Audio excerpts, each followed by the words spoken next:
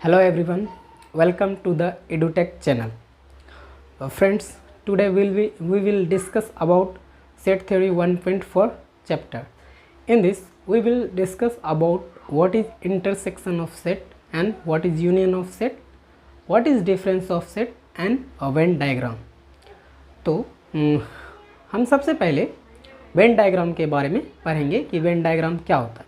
Generally Venn diagram जो होता है वो सेट को डायग्राम के माध्यम से रिप्रेजेंट करने का एक तरीका होता है. तो इसी को हम लोग वेन डायग्राम कहते हैं. तो हम लोग देखते हैं इसको कि वेन डायग्राम क्या होता है. देखिए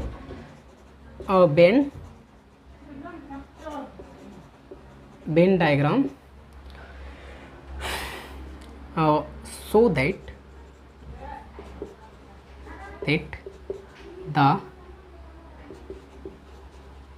relation of set with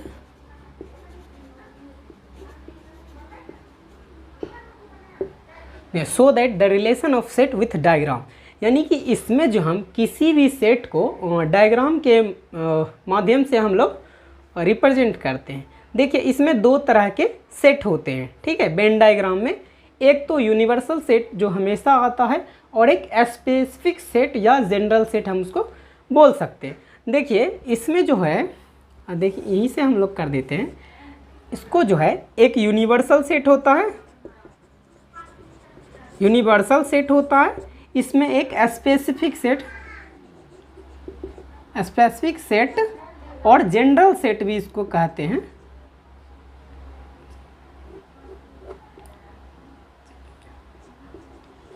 general set भी कहते हैं, ऐसा सेट होता है. तो इसको जो है हम लोग किस तरह से लिखते हैं, इसको रेक्टेंगुलर डायग्राम में लिखते हैं यूनिवर्सल सेट को. ये देखो रेक्टेंगुलर डायग्राम में इसको लिखेंगे. ठीक है, ये जो होता है ये लार्जर सेट होता है, अभी हम इसका एग्जांपल भी लेंगे और समझने की कोशिश करेंगे कि वेन डायग्राम को किस तरह से हम लोग बनाते हैं. ये जो है इसको हम लोग circle diagram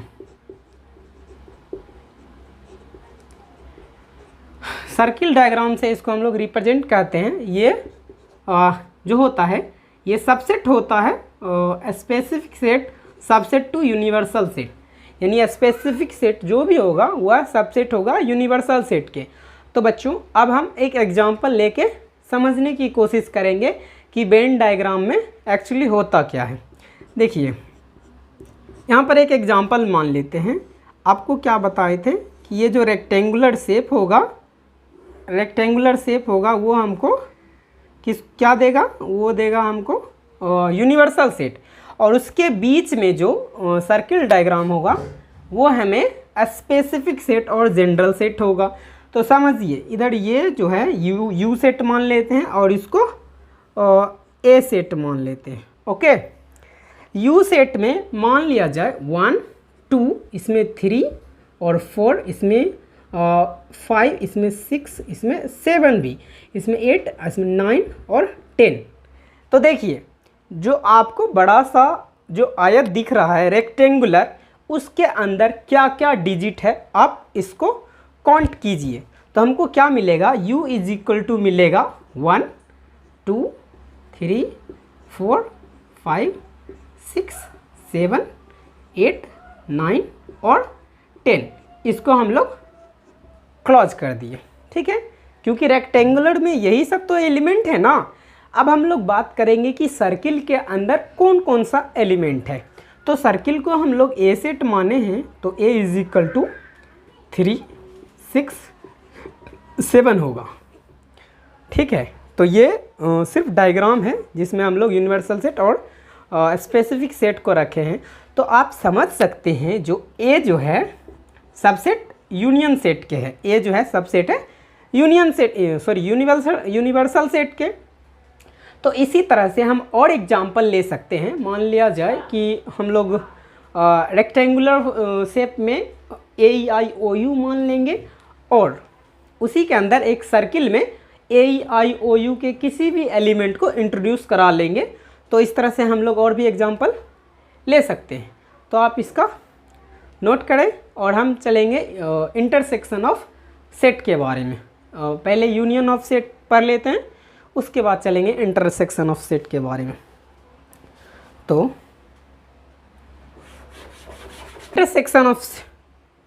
intersection of set क्या होता है?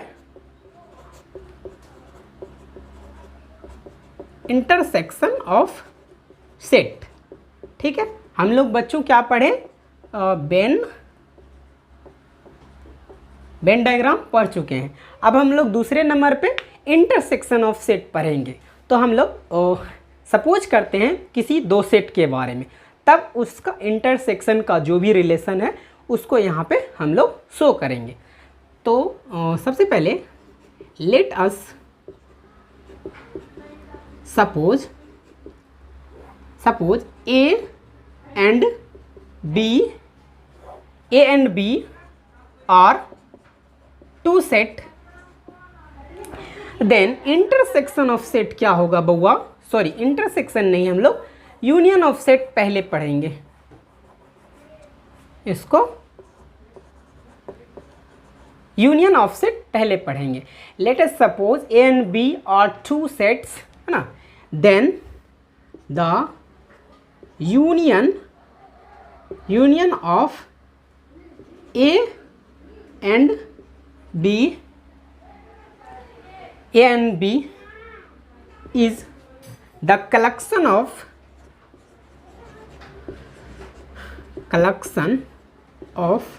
all element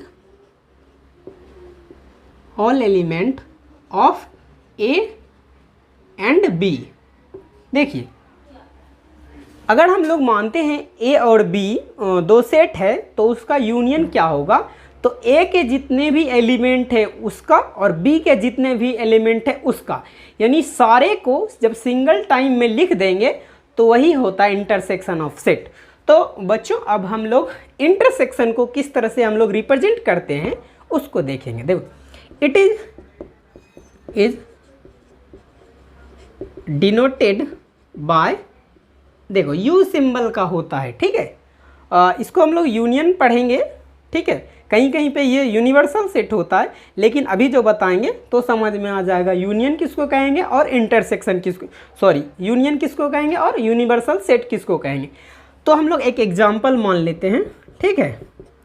A is equal to मान लिया जाए 1 2 3 4 5, ओके, और B is equal to 5 6 7 8 9 10।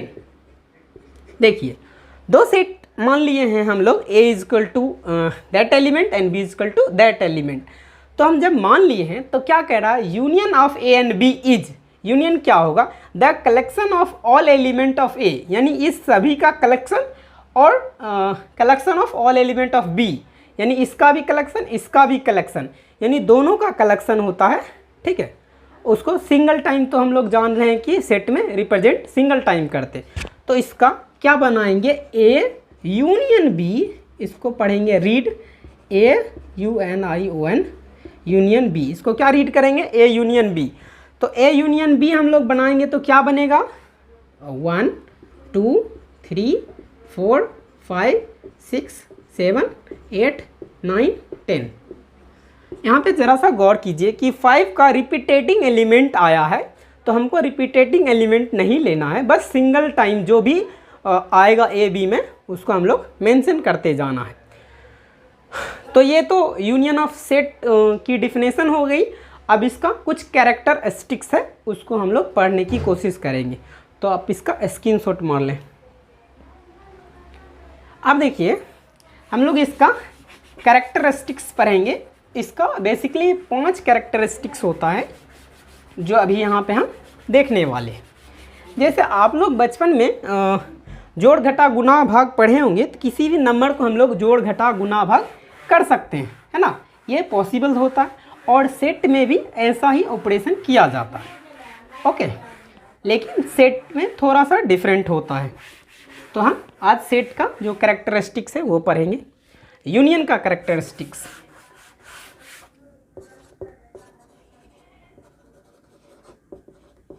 Character of union, ठीक है, यूनियन का कैरेक्टर पढ़ेंगे। देखिए एक नंबर में क्या होता है, A union B is equal to, अगर बी यूनियन सी हो जाता है तो इसको हम लोग कम्यूटेटिव लॉ कहते हैं।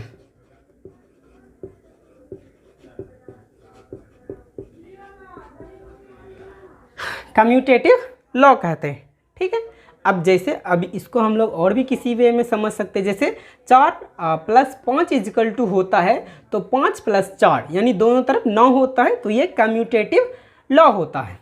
दूसरा देखिए, ए यूनियन है और यूनिवर्सल सेट है, ओके, इसको यूनिवर्सल सेट समझेंगे।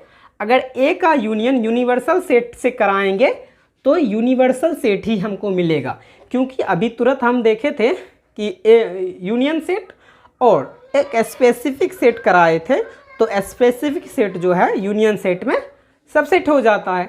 तो ए यूनियन यूनिवर्सल सेट करेंगे तो यूनिवर्सल सेट आएगा, इसको कहते हैं रूल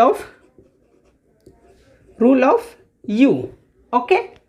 अब तीसरा हम लोग चलेंगे, जब हम लोग ए का फाई के साथ निकालते हैं तो वो होता है ए, यानी जैसे देखिए ए का यूनियन, मान लिया जाए ए में कुछ एलिमेंट है 1 2, बट फाई में कुछ भी एलिमेंट नहीं है, 0 एलिमेंट है, तो इसका क्या हो जाएगा, ए यूनियन बी, दोनों में से कॉमन लेते थे, 1 2 इसमें कुछ नहीं है तो कुछ कॉमन नहीं आएगा, तो 1 ही 2 आया ना, तो ए यूनियन फाई जो है वो ए के बराबर हो जाता है, ठीक है। तो इसको कहेंगे आइडेंटिटी रूल।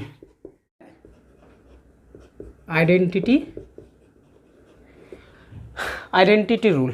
चौथा देखिए, चौथा जो होगा A union B union C, यहाँ पे हो जाएगा A union B union C, इसको कहते हैं एसोसिएटिव लॉ। एसोसिएटिव लॉ कहेंगे, ठीक है। एक और रूल होता है जिसको हम लोग रूल ऑफ इटसेल्फ कहते हैं, ठीक है। जैसे A union A is equal to A, ये होगा रूल ऑफ सेल्फ या इटसेल्फ, ठीक है। जैसे मान लिया जाए यहाँ पे ए इजकल टू 1 2 का सेट माने और फिर ए इजकल टू 1 2 का सेट मानते हैं, या सॉरी ए का यूनियन ए, यानी कि all elements of A is, मतलब ए के जितने भी एलिमेंट्स हैं, यानी 2 सेट में हम लोग कॉमन ढूंढते थे ना, यानी सारे के सारे एलिमेंट लिखते थे, इसका भी बना दो 1 और 2, ठीक है।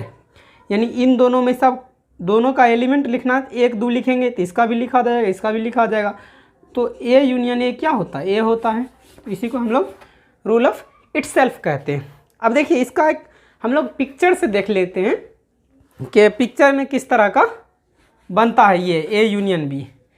देखिए यहाँ पे समझिए कि ये एक रेक्टेंगुलर हम लोग खींच लेते हैं, यहाँ पे ई एक सेट है और ये एक सेट है। देखिए ए यूनियन बी जो होता है, ए यूनियन बी में क्या होता है, ए के भी सारे एलिमेंट होते हैं और बी के सारे एलिमेंट होते हैं, और कॉमन भी जितने भी एलिमेंट होते हैं वो भी होते हैं। पिछले एग्जांपल में हम लोग देखे थे, जो 5 हो रहा था कॉमन हो रहा था, यानी कॉमन एलिमेंट ई बीच में आएगा, ए का एलिमेंट ई बीच में आएगा, समझो ए का एलिमेंट ये सारे होंगे और बी का एलिमेंट इस सर्किल पे सारे होंगे, लेकिन ये बीच में जो भी एलिमेंट होगा वो कॉमन आएगा, इसमें भी आएगा इसमें भी आएगा। देखिए ये भी एलिमेंट है, इधर भी एलिमेंट है, ये कॉमन एलिमेंट, ये ए है ये बी है, इसको जो हम लोग कहेंगे यानी कि ई, मतलब इसको हम लोग कॉमन कहेंगे, कॉमन एलिमेंट है। अब देखिए यहाँ से ये सब जितना भी होगा कॉमन एलिमेंट भी आता था ना, ये सारे के सारे होंगे ए यूनियन बी, क्योंकि हम लोग यूनियन में क्या करते थे, सारे के सारे एलिमेंट लिखते थे, यानी ए का भी टोटल एलिमेंट बी का भी टोटल एलिमेंट, उसमें जो भी कॉमन एलिमेंट होता था उसको भी इसमें मेंशन कर लेते। तो ये फिगर है यूनियन को समझने के लिए। अब इसके बाद हम चलेंगे इंटरसेक्शन, कि इंटरसेक्शन क्या होता है। आप इसका उसको नोट कर लें, ठीक है।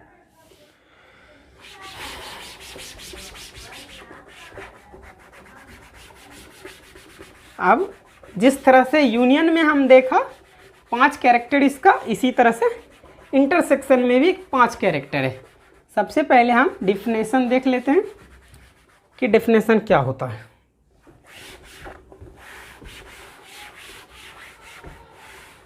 अब देखिए intersection of set, intersection of set, इसमें भी वही करते हैं कि हम लोग 2 सेट मानते हैं। Let us suppose A and B are 2 sets, ठीक है। Then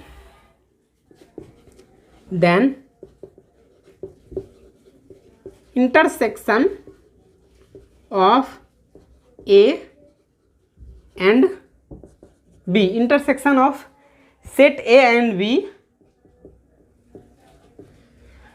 B is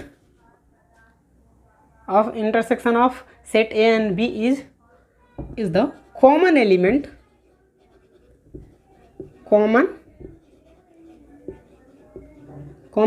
of A and B। देखिए let us suppose A and B are 2 sets, then intersection of set A and B is the common element of A and B, यानी कि 2 set रहेगा A और B, उसमें से A के set A के element और B के एलिमेंट में जो भी कॉमन हमको नज़र आएगा उसको हम लोग इंटरसेक्शन में कलेक्ट करते हैं। तो इसको हम लोग इट इज डिनोटेड बाय इस तरह के साइन, यानी कि उल्टा यू के तरह हम लोग लिखते हैं। इसका एक एग्जांपल ले लेते हैं, फिर इसके कैरेक्टरिस्टिक्स के बारे में पढ़ेंगे। ए इज इक्वल टू मान लिया जाए 1 2 3 4 5, ओके, और बी इज इक्वल टू आया 2 3 6 7 5 और यहाँ पे 8, ओके। तो ऐसे एलिमेंट को हमको पिक करना है जो दोनों में आता है, ओके। तो इसको क्या कहते हैं हम लोग बउआ, ए इंटरसेक्शन बी। तो आप कॉमन एलिमेंट चुनिए। देखिए यहाँ पे आप गौर से 2 दोनों में है, 3 दोनों में है, उसके बाद 5 दोनों में आ रहा है, ठीक है। उसके बाद और कोई कॉमन नहीं है, इसीलिए हम कह सकते हैं 2 3 4, यानी intersection of A and B, that is the common element of A and B and that is 2 3 4 ना। तो ये इंटरसेक्शन का जो है डेफिनेशन हो गया। अब हम लोग चलेंगे इसके कैरेक्टरिस्टिक्स के बारे में।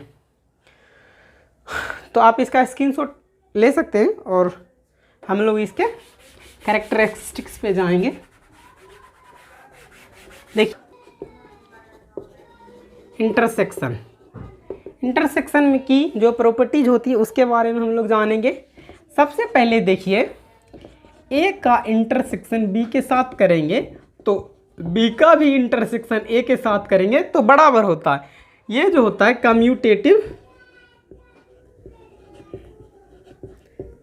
कम्यूटेटिव रूल कहलाता है, ठीक है। जिस तरह से 4 और 5 को जोड़िए और उधर 5 और 4 को जोड़ दीजिए तो बराबर रिजल्ट 9 आएगा। उसी तरह से ऑपरेशन ऑफ इंटरसेक्शन सेट में यही बराबर आएगा।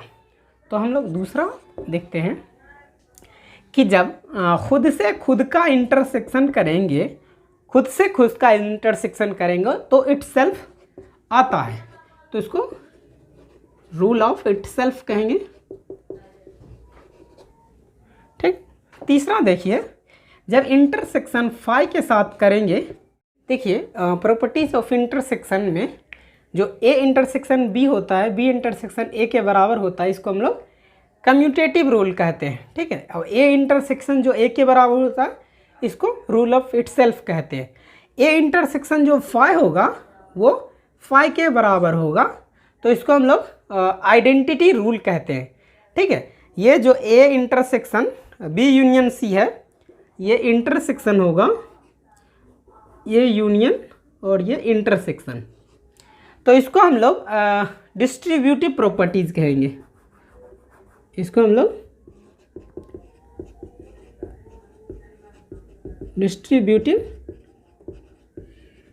डिस्ट्रीब्यूटिव प्रॉपर्टीज़ कहेंगे। आप पांचवा देखिए कि जब A intersection B intersection C होगा तो ये जो है A intersection B intersection C के बराबर होगा। ये जो होगा ये एसोसिएटिव प्रॉपर्टी,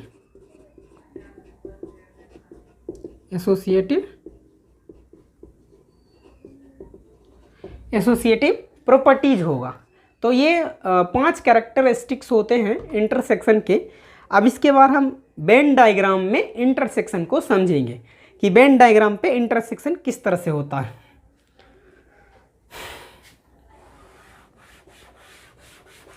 अब हम लोग वेन डायग्राम से इंटरसेक्शन को समझेंगे कि कैसे होता है वेन डायग्राम। मान लिया जाए यहाँ पे आप एक रेक्टेंगल खींच लीजिए और उसके बाद ये एक कोई सेट है, एक कोई सेट, ठीक है।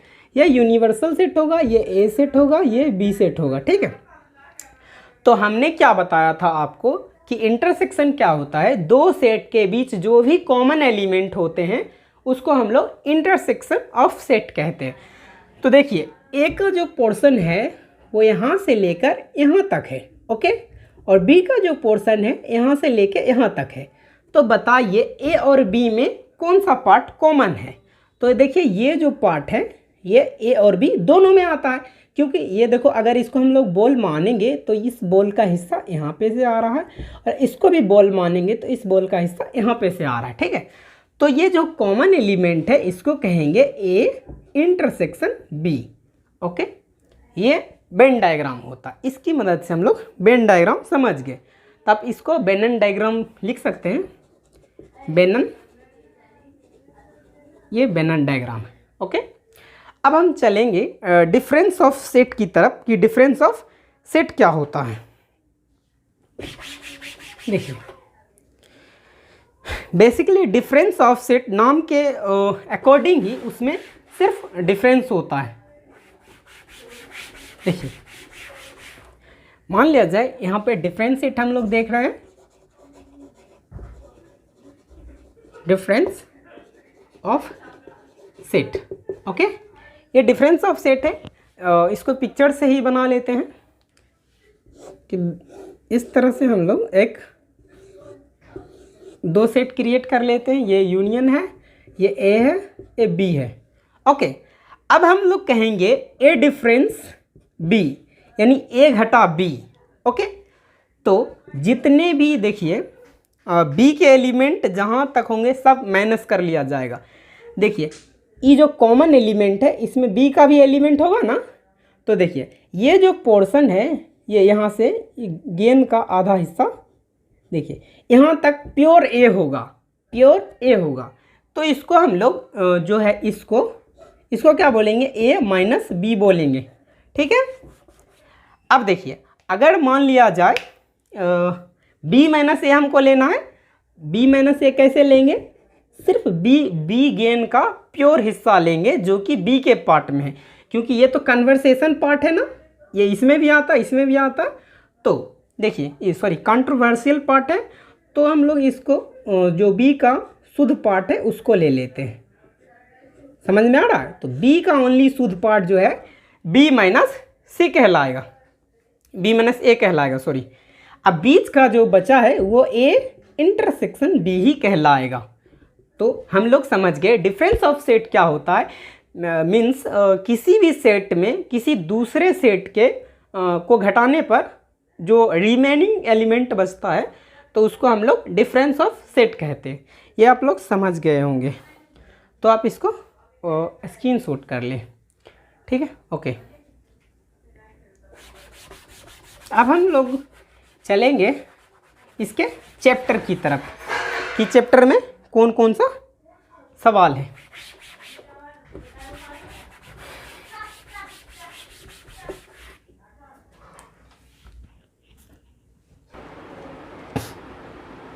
जैसा कि आप यहाँ पे बोर्ड पे देख सकते हैं कि ये जो है हमारा पहला सवाल है 1.4 का। ओके, ये 1.4 का पहला सवाल है। Find the union of the following pair set, यानी इन सभी जो पेयर सेट है यानी जुड़वा सेट है उसका हमको यूनियन निकालना है। तो बच्चों हम लोग यूनियन के बारे में क्या बताए थे कि इन दोनों सेटों में जितने भी एलिमेंट होंगे उसको सिंगल टाइम लिखते जाना, ठीक है। तो इसका हम लोग क्या करेंगे, x union y is equal to क्या होगा, देखिए 1 को 1 टाइम लिख दिए, ठीक है, इधर 2 है 2 लिख दिए, और 3 है 3 लिख दिए, और 5 लिख दिए। ओके, अब देखिए इसमें जितने भी एलिमेंट है इसमें आए कि नहीं, 1 3 5 1 3 5, इसमें जितने भी एलिमेंट है इसमें आए कि नहीं, 1 2 3 1 2 3, यानी कि यूनियन में क्या होता है, दोनों के जितने भी एलिमेंट होते हैं कॉमन एलिमेंट के साथ साथ उसको सिंगल टाइम में लिखा जाता है। तो हमारा एक नंबर का जो है x union y is equal to 1 2 3 5 होगा।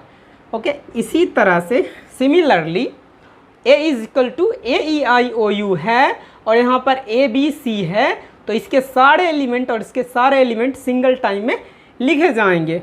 a union b is equal to, देखिए a e i o u, अब रेस्ट एलिमेंट क्या बच रहा है, b और c। ओके, देखिए ये a जो है इसमें भी a है, डबल a है, लेकिन हम यहाँ पे सिंगल a लिख दिए हैं।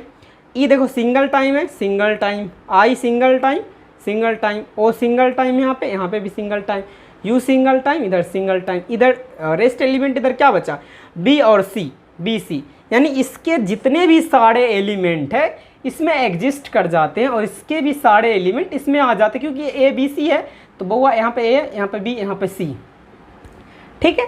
a यूनियन b यही होता है।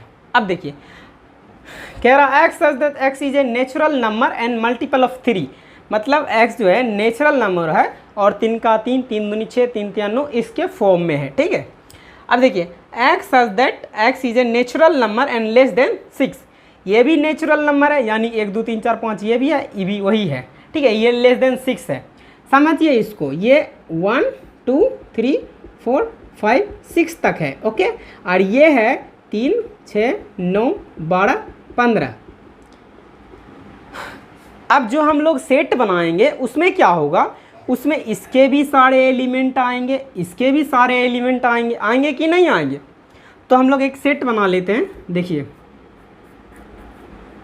ये क्या है, a यूनियन b, इसको a यूनियन b जब बनाएंगे तो क्या आएगा, देखिए या तो मल्टीपल ऑफ 3 आएगा, ठीक है, multiple of 3 MULT, multiple of 3 भी आएगा, और उसमें क्या आएगा, नेचुरल कॉमा नेचुरल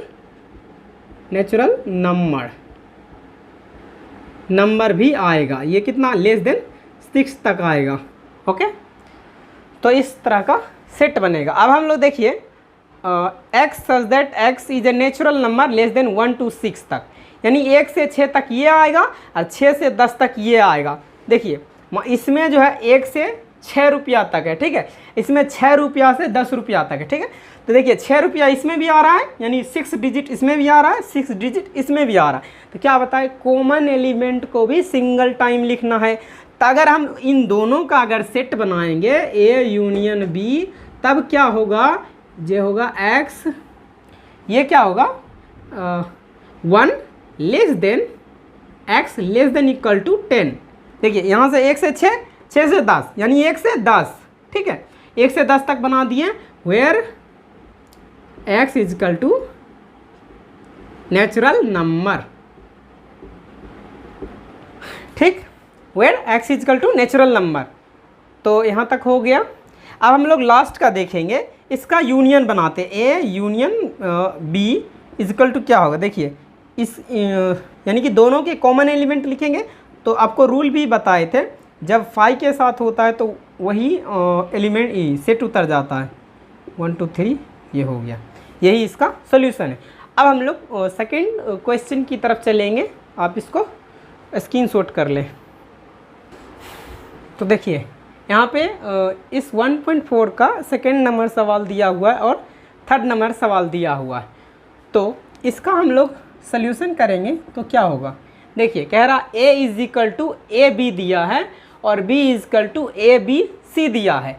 तब सबसेट की प्रॉपर्टी क्या बताए थे, यानी कि a का सारा एलिमेंट जब b के एलिमेंट में चल आता है तो उसको a सबसेट b कहते हैं, और यहाँ पे दे रखा है is a subset b, then what is a union b, यानी a यूनियन b का वैल्यू क्या होगा उसको हमको निकालना है। देखिए यहाँ पे a सबसेट b पुराना हमको, देखिए a belongs to a and also a belongs to b, b belongs to a and b also belongs to b। Okay, implies that क्या होगा a सबसेट b, क्योंकि इसके a b दोनों element a में थे और दोनों एलिमेंट b में आ गए तो a सबसेट b करेक्ट हो गया। अब इसका यूनियन निकालेंगे।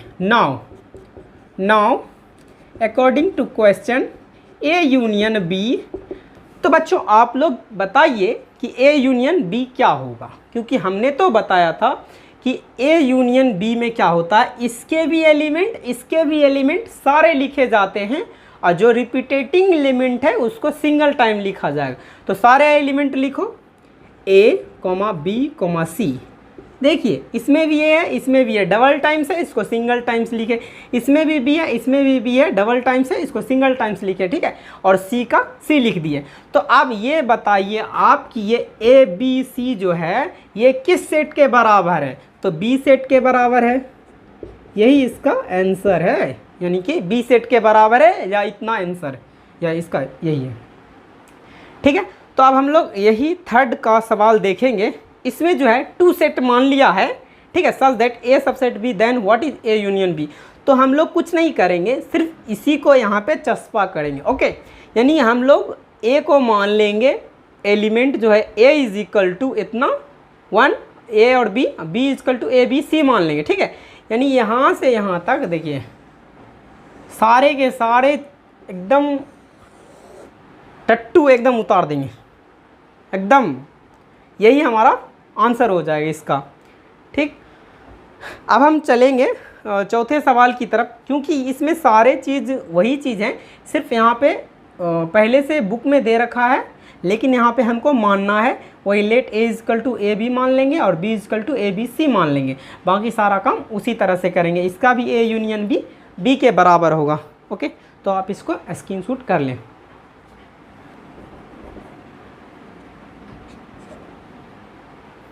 देखिए अब ये है चौथा नंबर का सवाल है 1.4 का।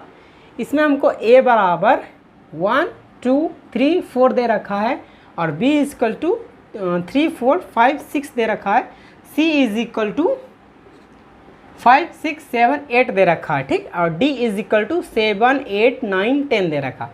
तो सब एकदम आसान है और इसको हम लोग बनाते चलेंगे, ठीक है। ये बहुत छोटा छोटा सवाल होता है। a यूनियन b में उसी तरह से करेंगे कि दोनों के जितने भी कॉमन एलिमेंट होंगे उसको और बाकी एलिमेंट को सारे को सिंगल टाइम में लिखते जाएंगे। तो a यूनियन a और b में देखिए 1 2 3 4 5 6, ओके, ये हो गया, इसका सारा एलिमेंट इसमें आ गया 4 तक, इसमें भी 3 4 5 6 3 4 5 6, देखिए 3 4 3 4 डबल पेयर लिखा गया, लेकिन यहाँ पे हम लोग सिंगल टाइम में लिख रहे हैं और बाकी भी सबको एलिमेंट को लिख रहे हैं। ए यूनियन सी करिए, ए यहाँ पे कंपेरिजन 1 2 3 4 5 6 7 8, ठीक है, इसमें कॉमन एलिमेंट नहीं है तो सिंगल सिंगल लिखेंगे 1 2 3 4 5 6 7 8 के। अब देखिए बी यूनियन सी चलेंगे, ठीक है, बी को यहाँ पे देखिए और सी को यहाँ पे देखिए, क्या है विदाउट कॉमन एलिमेंट 3 है 4 है 3 है 4 है, बाकी 7 8 है, बीच में 5 6 कॉमन है दोनों में, तो सारे के सारे सिंगल टर्म से लिखते जाइए 3 4 5 6 7 8, ठीक। अब बी यूनियन डी में देखना है, बी और डी में देखना है, बी में जो भी सिंगल एलिमेंट है उसको लिखेंगे और फिर डबल एलिमेंट को लिखेंगे। देखिए डी में क्या है 3 4 5 6। देखिए डी में क्या है 7 8 9 10 है, ठीक। 6 के बाद 7 8 9 10, यानी कि सारे के सारे एलिमेंट आ गए ना। हाँ, तो अब A union B union C. देखिए अब ए यूनियन, यहाँ पे ये ए बी और सी, यहाँ पे हमको यूनियन ढूंढना है। तो देखिए 1 आएगा, 2 आएगा, 3 आएगा, 4 आएगा, 5 आएगा, 6 7 8, यहाँ तक देखिए। अब देखिए इसके सारे एलिमेंट 1 to 4 है कि नहीं यहाँ पे, ओके। इसके 3 to 6, देखिए 3 to 6 है कि नहीं। और उसके बाद 5 to 8, 5 6 7 8, 5 6 7 8, 5 6 7 8। हालांकि देखिए यहाँ पे 3 जो है डबल टाइम से, 4 भी डबल टाइम से और 5 भी डबल टाइम से, लेकिन